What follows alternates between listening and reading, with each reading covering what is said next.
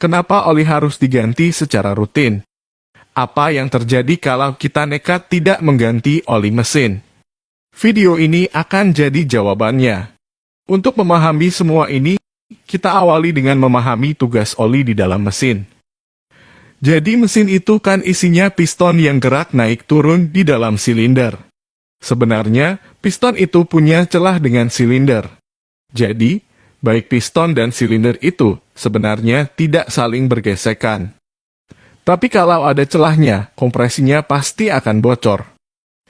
Karena udara yang mau dikompresi bisa keluar lewat celah-celah ini, itulah alasan piston punya sepasang ring. Ring ini akan merapatkan celah tersebut. Dengan kata lain, ring inilah yang akan bergesekan dengan silinder. Baik ring piston dengan silinder sama-sama terbuat dari besi. Yang mana kita tahu, kalau besi ketemu besi, pasti gesekannya bisa keluar api. Di sini, oli berperan sebagai penengah. Jadi oli ini punya kemampuan khusus, yakni masuk ke celah supermikro. Dalam kasus ring piston dan silinder, oli akan masuk di antara dua komponen ini. Sehingga, meski kita melihat ring dan silinder itu bergesekan, tapi nyatanya ada lapisan oli tipis di tengah-tengahnya. Itulah yang membuat ring piston bisa bergerak naik turun dengan licin tanpa menimbulkan gesekan.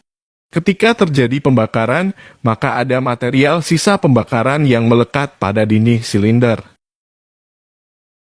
Ketika piston bergerak ke atas, maka material sisa pembakaran yang ada pada dinding silinder bisa bercampur dengan oli yang ada di dalam ruang engkol. Material sisa pembakaran ini memang jumlahnya sangat sedikit. Tapi dalam 1 menit saja bisa terjadi hingga ribuan kali pembakaran. Jadi kalau diakumulasi dalam jangka panjang, material sisa pembakaran ini bisa mengubah warna oli jadi lebih hitam. Jadi warna hitam pada oli itu disebabkan karena oli terkontaminasi oleh material sisa pembakaran.